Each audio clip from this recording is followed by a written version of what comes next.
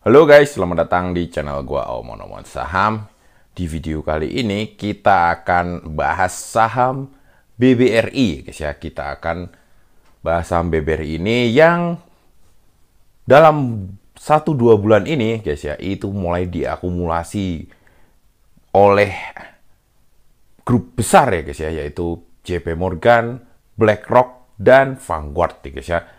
Nah, guys, BBRI ini seperti yang lo lihat ya di grafik ini, guys ya. Jadi BBRI ini dalam 6 bulan terakhir ini harganya naik turun cukup signifikan nih, guys ya. Pernah terendahnya itu di awal tahun ini tuh di 3360 ya. Ini berbarengan dengan ini, guys ya. Jadi dia itu sudah bagi interim ya, guys ya. Plus waktu itu ya, itu JP Morgan ya itu menurunkan peringkat gitu loh guys ya, dan target saham BBRI ini gitu loh guys ya. Jadi direkomendasikan itu peringkatnya dari 4.600 ke 4.200 gitu loh. Tapi ternyata waktu itu ya di akhir Februari itu malah bisa drop sampai 3360 ya. Kalian yang bisa dapetin harga 3360 itu kalian tentunya adalah beruntung sekali guys ya, menurut gue ya guys ya. Karena memang agak susah gitu loh guys ya dapat BBRI di 3000-an. 3360 ini menurut gua hoki gitu loh guys ya, kita dapat barang bagus gitu guys ya. Karena BBRI ini guys, ini dalam jangka panjang ya guys ya. Ini 1 tahun terakhir aja ya dia sempat 5.300 ya. Di akhir tahun ya, di akhir tahun 2024 tuh masih 4.000 masih 5 ribuan ya. Bahkan di awal tahun 2024 tuh di 6 ribuan ya guys ya.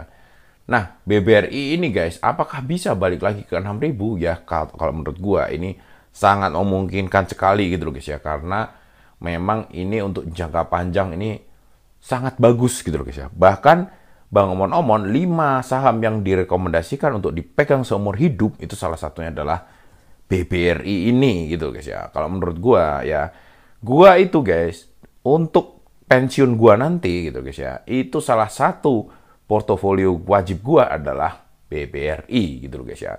Karena memang bisnis BBRI ini bisnis yang awet gitu loh guys ya, bisnis yang selalu dibutuhkan sampai kapanpun gitu loh guys ya. Selama makhluk hidup yang namanya manusia ini masih ada, itu pasti tidak akan terlepas dari jasa keuangan bank gitu loh guys ya.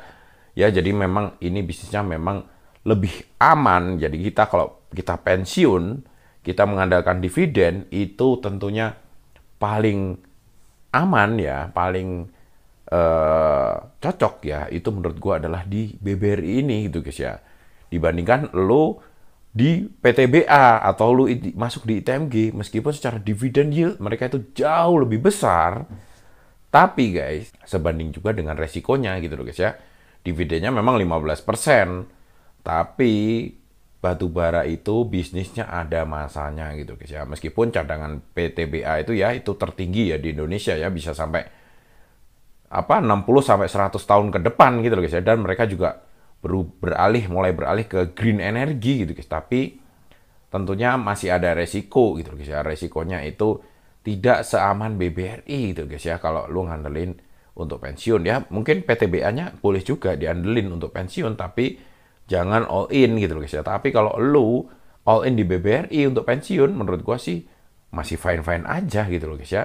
Tapi kalau lu di PTBA untuk pensiun, menurut gua lu harus pecah portofolio lu gitu loh guys ya. Jangan semuanya di PTBA, tapi harus dimasukin ke saham-saham yang resikonya rendah sekali seperti BBRI ini gitu guys ya. Ini BBRI ini perusahaannya soalnya ya hampir dipastikan sih akan susah gitu guys ya untuk bangkrut gitu guys ya. Karena memang selain dilindungi ya oleh pemerintah, memang sifat bisnis dari perbankan ini relatif cukup aman gitu loh guys ya, seperti itu.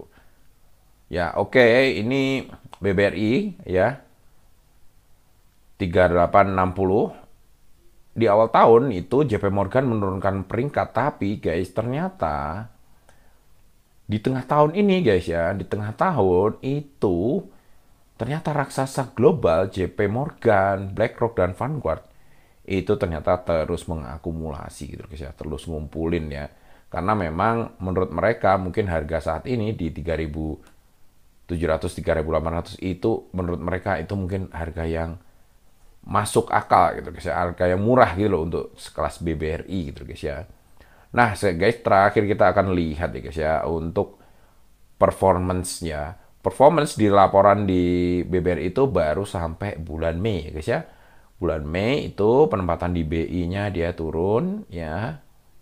Loan and financing gross ini naik guys ya. Pinjamannya sebenarnya naik loh. Ini potensi kedepannya bagus ini guys ya, artinya ya guys ya. Ini cukup naik ya.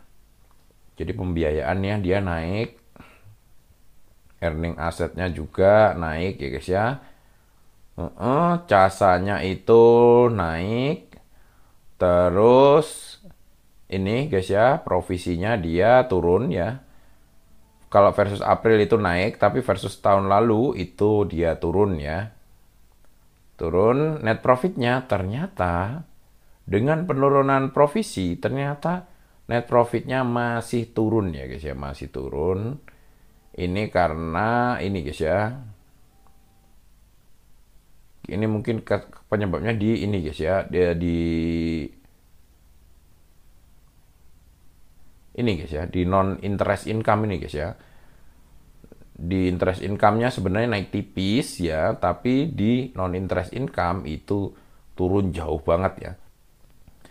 Dia untuk operasional biaya juga sebenarnya sudah turun, tapi karena penurunan di non interest income-nya ini ya, pendapatan di luar bunga itu turun jauh ya. Ini jadinya total profitnya, net profitnya itu masih turun ya guys ya.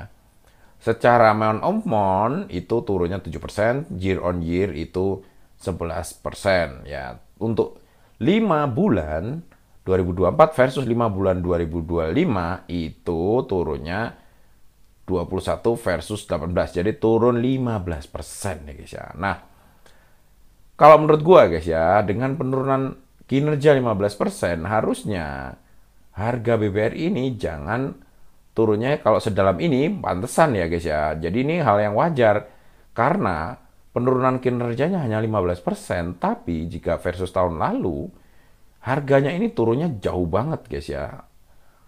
Nah, kita cek ya 1 tahun terakhir ya. 1 tahun terakhir harganya sudah turun 21% gitu loh guys ya. Makanya si company-company gede ya, investor-investor besar seperti JP Morgan, BlackRock, Vanguard itu akumulasi terus karena penurunannya ini melebihi kinerjanya gitu loh guys ya. Ya mereka juga nggak bego ya, mereka pom-pom dulu ya, pom-pom di awal tahun, orang panik, ketakutan, banyak yang lepas, tengah tahun mereka kumpulin gitu guys ya. Jadi memang permainannya begitu-begitu aja sebenarnya sih guys ya.